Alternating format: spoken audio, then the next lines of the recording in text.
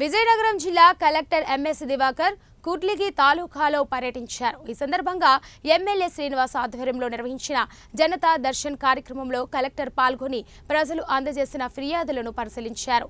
ఈ కార్యక్రమంలో పాల్గొన్న డిప్యూటీ డివిజనల్ అధికారి మహమ్మద్ అలీ, అక్రమ్ షా, తహసీల్దార్ రేణుకమ్మ, తాలూకా పంచాయతీ కార్యనిర్వహణాధికారి రవికుమార్ దరఖాస్తులను పరిశీలించారు.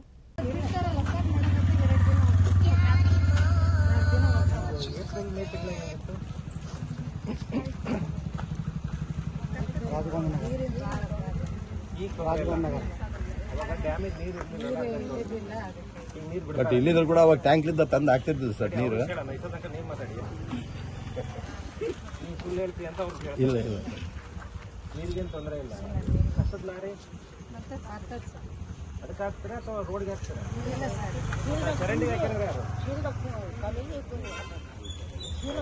ಕಸಂ ತಂದು ಬಳಸ್ತೀವಿ. ರಾತ್ರಿಯಿಂದ ಬೆಳಗ್ಗೆ ಗಾಡಿ ಬರ್ತೀವಿ ಕರೆಕ್ಟ್ ಎಷ್ಟು ವರ್ಷ ಇವಾಗ 80